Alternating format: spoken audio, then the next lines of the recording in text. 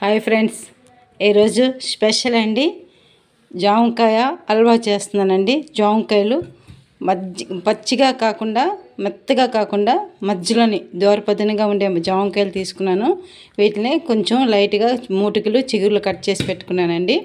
ఒక 5 జామకాయలు, ఒక 1/2 కప్ షుగరు, అలాగే డ్రై ఫ్రూట్స్ అండి, జీడిపప్పు, కిస్మిస్ ఇదంటే బాదం పప్పు అండి, అలాగే ఇలాచీ పౌడరు, 2 స్పూన్ల గీ అండి, నెయ్యి, ఒక 1/2 కిలో, ఒక 1/2 లీటర్ పాలు. ఇది చిన్న లైట్గా కలర్ అండి, చిన్న ఆరెంజ్ కలర్ చిన్నది. ఇది పాలల్లో వేసుకుందాము. చిన్న పాలు పెట్టుకున్నాను ఇక్కడ గ్లాస్తోని, అందులో వేసుకున్నాను. చూసారా, ఆరెంజ్ కలర్ వచ్చింది, వేసుకున్నాను పాల్లోని. ఇప్పుడు దీన్ని తయారు చేసే విధానం చెప్తానండి, చూపిస్తాను. ఇది తురుముకుంటున్నానండి. దీన్ని ఈ రకంగా వేసుకొని తురుముకుంటున్నాను.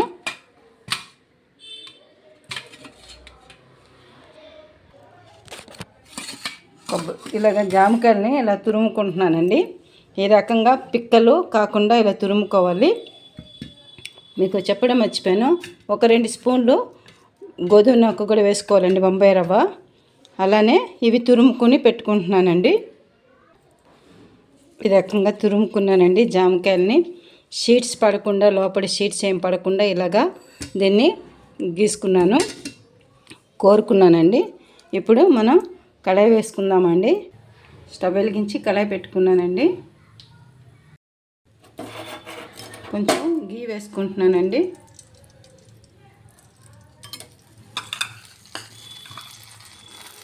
ఇందులోని జీడిపప్పు, అదే బాదం పప్పు, కిస్మిస్ వేసుకొని వేయించుకుంటున్నాను.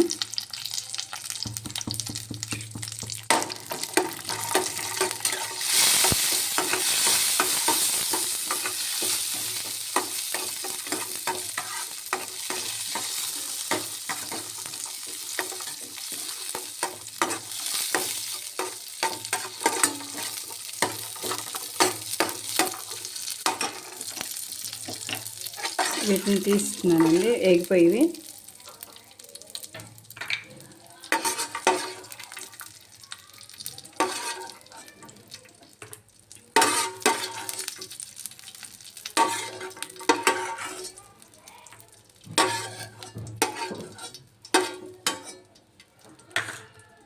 తీసాం కదండి. మరొక 1/2 స్పూన్ నెయ్యి వేసుకొని ఇప్పుడు బొంబాయి రవ్వ వేసుకుందామండి.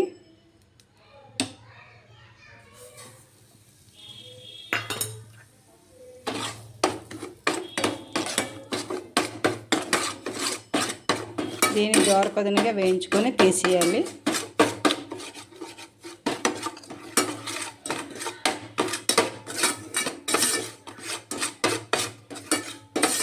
ఒక 3 స్పూన్లు సరిపోతుందండి, ఎక్కువేం అవసరం లేదు. మనకి జామకాయ ఫేవరే ఉంటుంది ఇది. ఎందుకంటే ఇది కొంచెం థిక్నెస్ని ఇస్తుంది, ఈ రవ్వ ముద్దగా చేస్తుంది హల్వాని, అందుకని వేస్తున్నాను. ఈ మాత్రం వేగింది చాలండి, తీసేస్తాను. ఇప్పుడు మరొక కొంచెం నెయ్యి వేసుకొని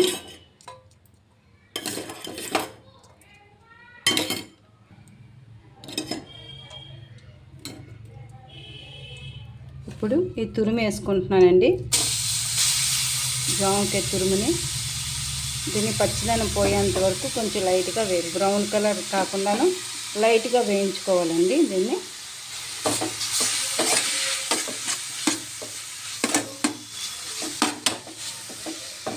ఇది జామకాయ తురుముని వేయించుకుంటున్నామండి నేతిలోని.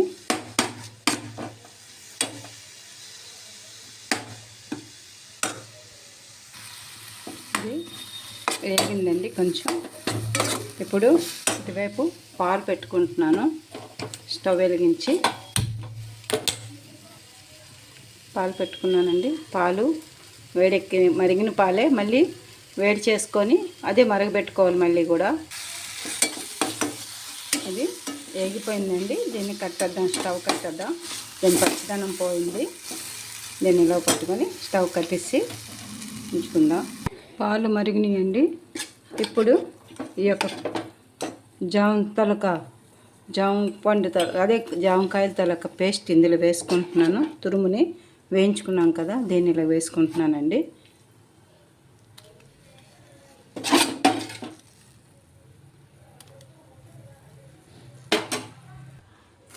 ఇందులో ఇడ్లీ బొంబాయి రవ్వ వేసుకుంటున్నానండి.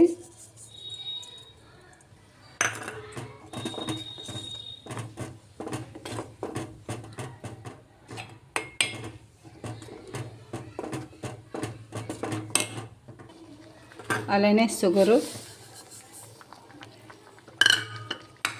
ఇలాచీ పౌడరు వేసుకున్నాను. అలానే డ్రై ఫ్రూట్స్ అండి. ఇది సిమ్లోనే ఉడకనిద్దామండి ఈ పాయసాన్ని. జామకాయ పాయసం అండి, చాలా బాగుంటుంది. జామకాయ నేరుగా తినే వాళ్ళకి డైజెషన్ అవ్వదంటారని షీట్స్ తీసేసి ఇలాగ తురుముకొని పాయసం 2-3 సార్లు చేశానండి. నాకు జామకాయ ఇష్టము, కానీ డైజెషన్ అవ్వదని ఇలా చేసుకొని 2-3 రోజులు దాచుకొనే తింటాను. బాగుంటుంది, మీరు ట్రై చేయండి. ఇది ఒక 10 మినిట్స్ సిమ్లో ఉడకాలండి. ఇప్పుడు కలర్ వేస్తున్నామండి. కలర్ పాలు కొంచెం లైట్ కలర్ వస్తుంది.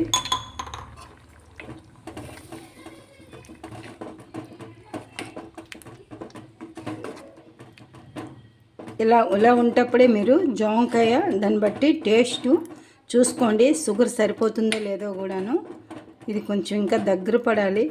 హల్వా అన్నాను కదండి, జామకాయ హల్వా ఇంకా దగ్గర పడాలి, ఇంకా ఉడకాలి. ఇది ఆల్మోస్ట్ అయిపోయిందండి. జామకాయ హల్వా రెడీ అయిపోయిందండి. చూసారా ఎంత నీట్గా కనపడుతుందో. టేస్ట్ కూడా చాలా బాగుంటుందండి. మీరు లైక్ చేయండి, మీరు ట్రై చేయండి, మాకు కామెంట్ రూపంలో తెలియజేయండి, సబ్స్క్రైబ్ చేయండి. చాలా చాలా బాగుంటుంది. జామకాయ ఐరన్, కాల్షియం కదండి. కాయ తింటే ఎవరికి డైజెషన్ అవ్వదని ఇట్లా చేసుకుంటే వెరైటీగా ఉంటుంది, టేస్టీగా ఉంటుందండి.